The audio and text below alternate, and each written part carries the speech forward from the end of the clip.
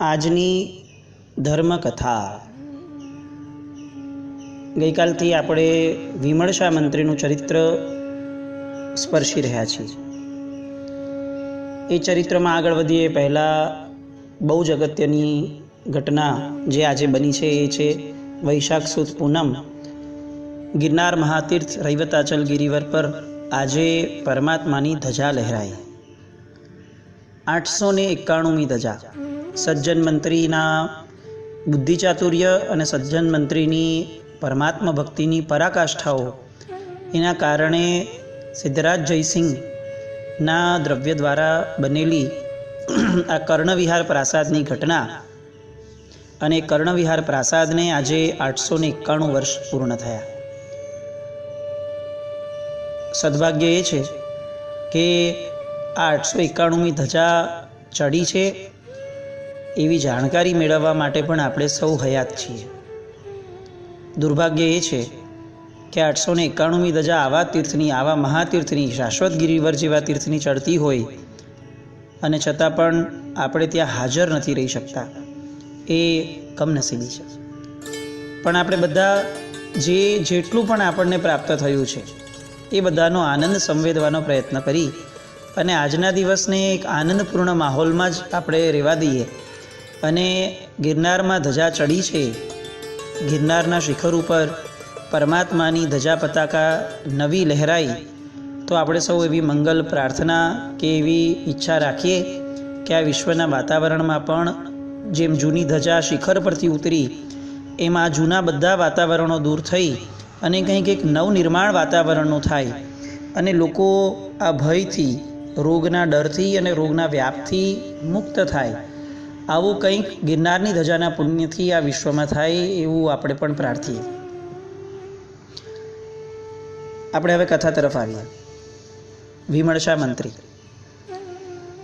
રાજા એના બધા જ પરાક્રમોથી ઈર્ષ્યા પામેલા લોકોથી હવે ધીરે ધીરે પ્રભાવિત થતો જાય છે.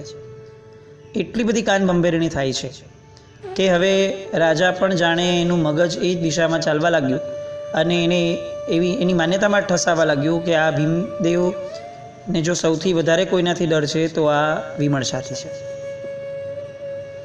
એટલે હવે એ વિચાર કરે છે કે હું વિમળશાના ઘરે જ એકવાર જાઉં અને ઘરે જઈને ચેક કરું કે એની વીંટીમાં આ લોકો જે કહે છે એવું છે કે નથી. સામેથી કહેણ મોકલે છે કે મારે તમારે ત્યાં આવવું છે. વિમળશા અત્યંત ઉલ્લાસપૂર્વક એની જે શ્રેષ્ઠ ભક્તિ થઈ શકે રાજાની એવા બહુમાનપૂર્વક, એવા મંગળ તમામ બધા પ્રયત્નો કરી એનું સ્વાગત કરે છે.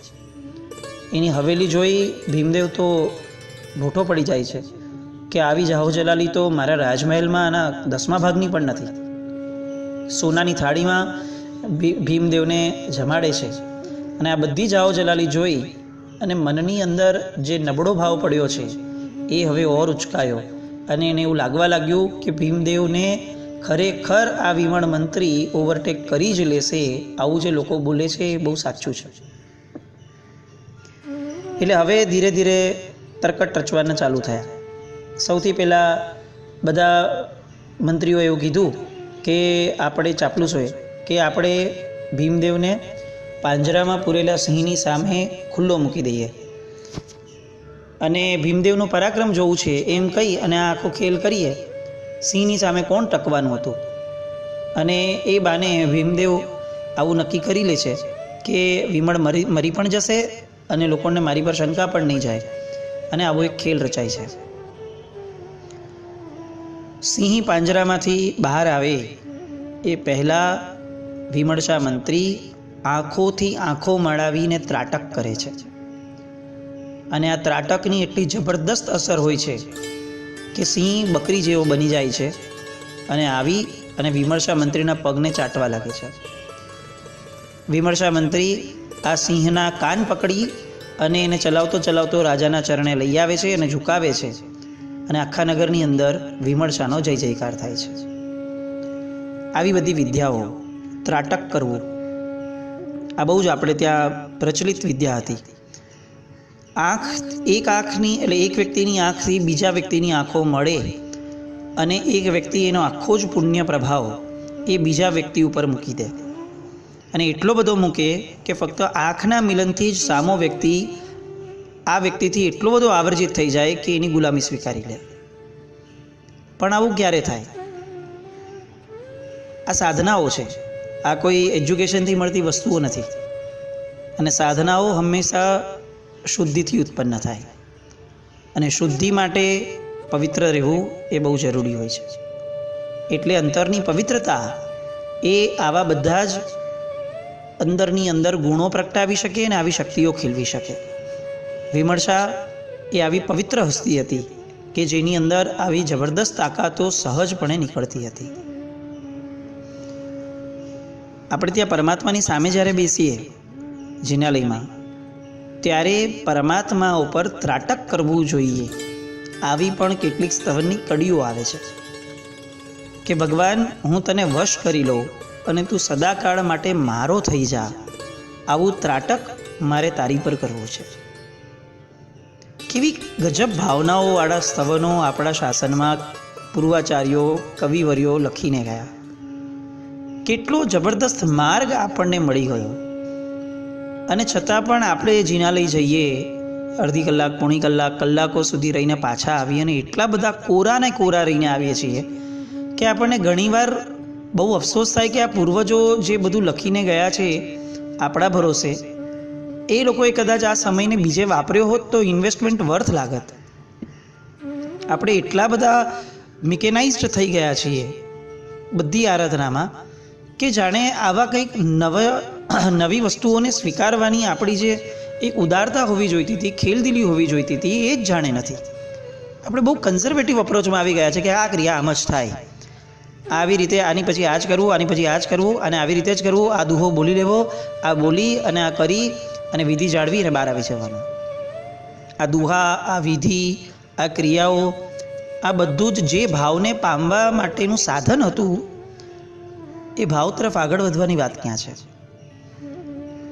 જાણે મુંબઈની લોકલ ટ્રેન્સ હોય ને એના જેવી સ્થિતિમાં છીએ કે 9 ને 10 લોકલ આવશે એવું ફિક્સ ક્લિયર ખબર હોય, અને એ લોકલ 9 ને 55 કે 9 ને 50 મસ્જિદ બંદર છોડી જ દેશે, આવું પણ એક ફિક્સ ધ્યાનમાં હોય.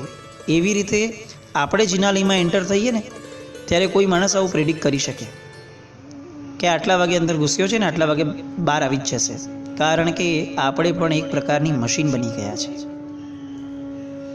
જે જીવંતતાનું આખા વિશ્વનું કેન્દ્ર છે એવા પરમાત્માની ભક્તિમાં આપણે જીવંત કેટલા છીએ એક બહુ મોટો પ્રશ્ન છે. વિમર્શા ત્રાટક કરી સિંહને વશ કરી લે છે. એમાં ફેલ ગયા તો હવે બીજો રસ્તો વિચારે છે કે આપણે આ નગરના શ્રેષ્ઠતમ પહેલવાનો છે એની સાથે એની કુસ્તી લડાવીએ. અને વિમર્શા એમાં પણ બધા જ પહેલવાનોને માત આપી દે છે. અહીંયા એક વસ્તુ ખરેખર આંખે ઉડીને વળગે એવી છે કે વિમર્શાનો વિકાસ કેટલો ગજબ હતો. યૌવન વયની અંદર કેટલી વસ્તુઓ, બાણની વિદ્યામાં, ત્રાટકની વિદ્યામાં, પહેલવાનીની વિદ્યામાં, બુદ્ધિ ચાતુર્યની અંદર, પવિત્રતાની અંદર આ વ્યક્તિ આટલી નાની ઉંમરમાં કેટલા બધા ક્ષેત્રોની અંદર વિકાસ પામી શક્યા. અને આ વિકાસ પણ પાછો કેવો, એકદમ નોટિસેબલ, એટલે નોંધનીય, આપણને નોંધ લેવી પડે એટલી હદ સુધીનો સુંદર વિકાસ. વિમર્શાની સામે પહેલવાનો ન ટકી શક્યા.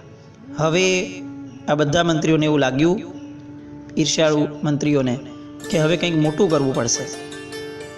અને એ લોકો નવી કાન બંબેરણી કરે છે કે આપણે એવું કંઈક દેવું ઊભું કરી દઈએ એના માથે કે જે ચૂકવતા ચૂકવતા એનો દમ નીકળી જાય અને એ ચૂકવી ન શકે એટલે આપણે એને દેશ નિકાલ કરી દઈએ. ભીમદેવ એમની સાથે પણ સહમત થયો. અને ભીમદેવનો આ અખતરો વિમર્શા સુધી પહોંચે છે. અને હવે વિમર્શાને ખ્યાલ આવી ગયો કે આ લોકો ચોક્કસપણે આ જ દિશામાં આગળ વધીને ક્યાંક મને મારી પણ નાખવાની દિશામાં આગળ વધે તો કંઈ કહેવાય નહીં. અને એટલે વિમર્શા એ તરત જ પોતાની પત્ની અને પોતાના રાસ રસાલા સાથે એ માલવણ આવી ગયા.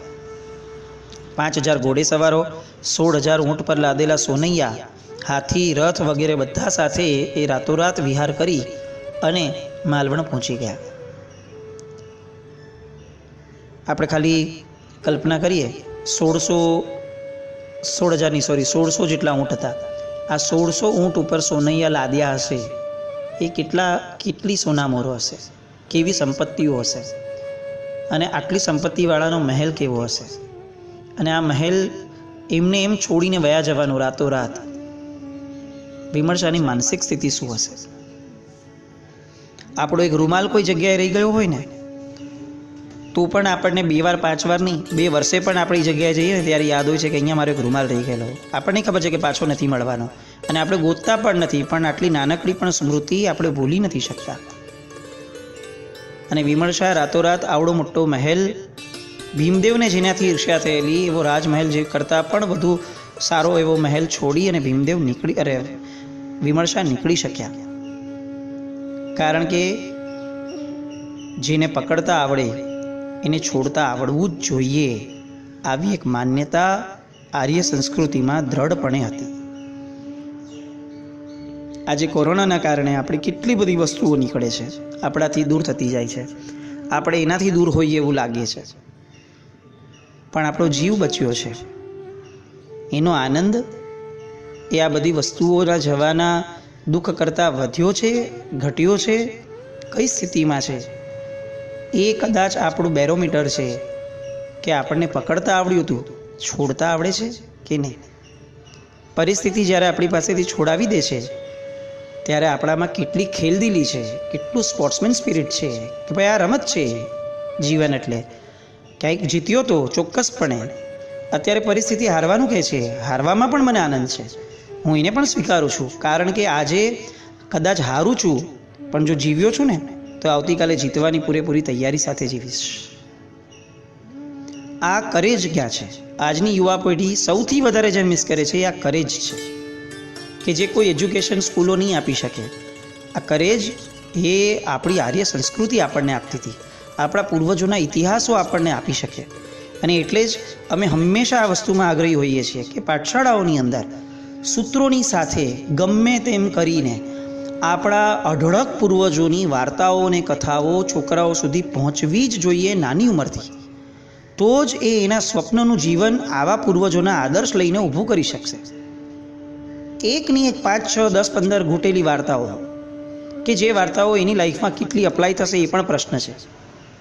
એના કરતાં આવી બધી કથાઓ કે જે કથાઓ એની રિયલ લાઈફ સાથે ટેલી થાય છે અને એના જીવનના પ્રસંગોમાં એ એક્ઝામ્પલ લઈ શકે કે 1 મિનિટ ઊભા રહો, મને દારૂની ઓફર આવી છે, વાત સાચી છે, પણ આવી ઓફર પૂર્વમાં આવા મહાપુરુષને પણ આવેલી અને ત્યારે એમણે એનો વિરોધ કરી અને એને ઓવરકમ કરેલી, તો જુઓ એ કેટલા જબરદસ્ત આગળ નીકળી ગયેલા.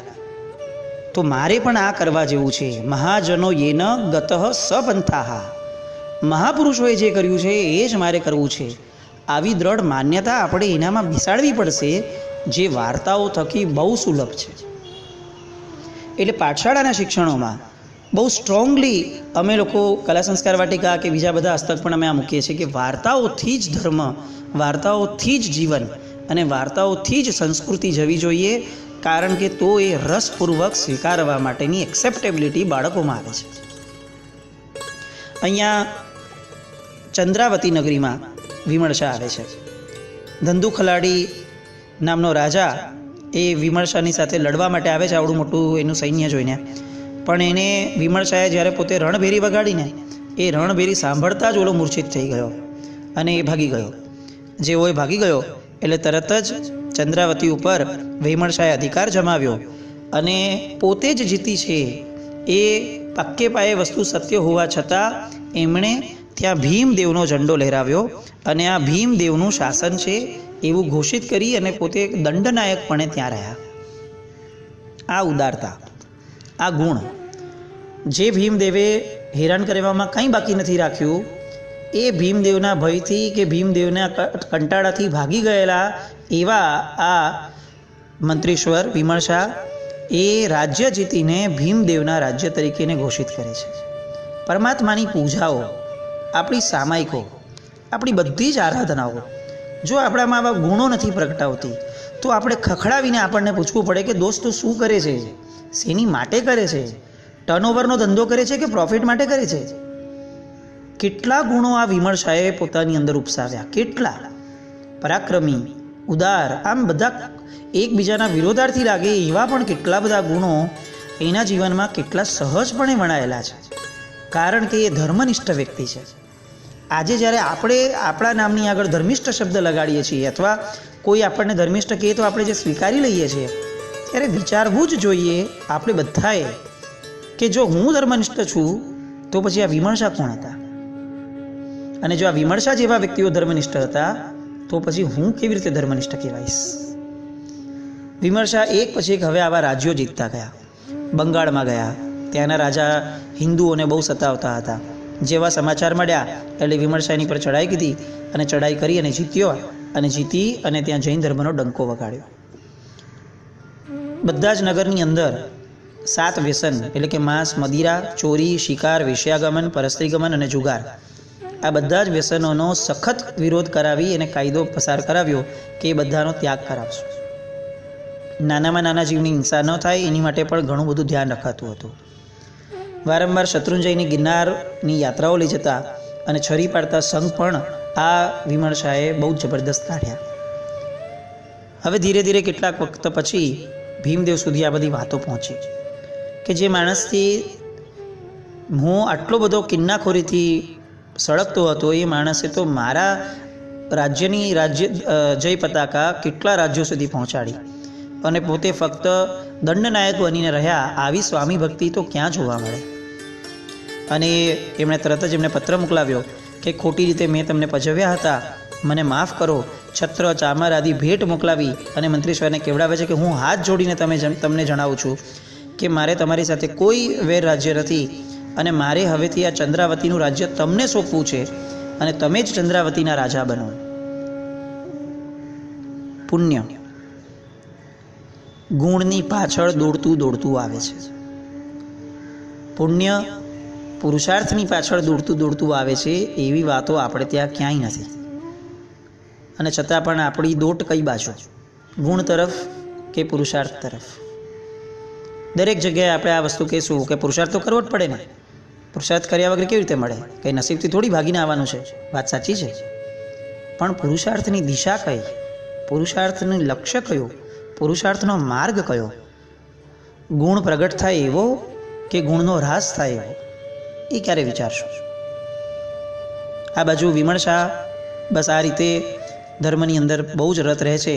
અને એકવાર ધર્મઘોષ સુરીશ્વરજી મહારાજ સાહેબ નગરીમાં પધારે છે અને ત્યાં એ ઉપદેશ આપે છે કે 5 તીર્થો પરમાત્માના શાસનની અંદર અતિશય પ્રચલિત છે. એ 5 તીર્થોમાંનું એક એટલે કે આબુ. શત્રુંજય, ગિરનાર, સમિત શિખરજી, આબુ, અષ્ટાપદજી. એમાંથી આ આબુ જે છે એ આબુ ઘણે ખરે અંશે એ સમયે પણ, આજે પણ અને એ સમયે પણ એ ગિરનારને શત્રુંજયની કમ્પેરમાં બહુ જ પ્રચલિત ન હતો. અને એટલે ધર્મઘોષ સુરીજી મહારાજ સાહેબ એમને વ્યક્ત કરે છે કે ત્યાં આગળ ઉત્તમ દેહરા બનવા જોઈએ, જિનાલય બનવા જોઈએ. વિમર્શાને વાત જચી ગઈ અને શિરોધાર્ય કરી અને ચતુર્વિધ સંઘ સાથે આરાસણ ગયા. આરાસણ એટલે કે અંબામાનું જે સ્થાન છે ત્યાં જઈ અને એમને અન્નજળનો ત્યાગ કર્યો અને અંબાજી દેવીની આરાધનામાં લીન બન્યા. અઠ્ઠમ કર્યો. 3જા ઉપવાસની રાત આવી અને મા અંબા પ્રસન્ન થયા. બેસ્ટ પાર્ટ એ હતો કે ઇતિહાસ એવું લખે છે કે વિમર્શા મંત્રીએ આરાસણમાં જઈને અંબાજીની આરાધના કરી.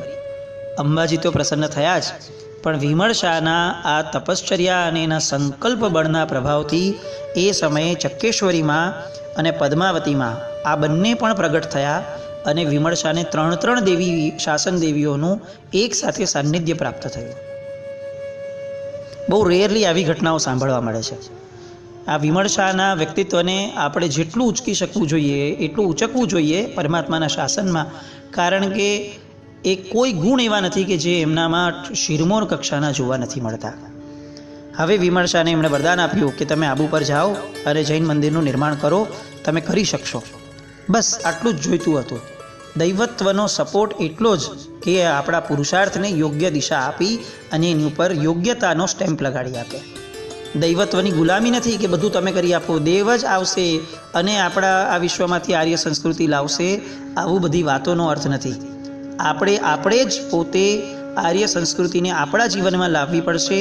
આપણે પોતે જ એને જીવંત કરવા માટે જીવતા શીખવું પડશે એના દ્વારા, અને એનાથી પ્રસન્ન થઈ અને કોઈ દેવ આવશે અને કદાચ એ પુણ્ય વધારી અને આપણને વ્યાપ્ત કરાવે.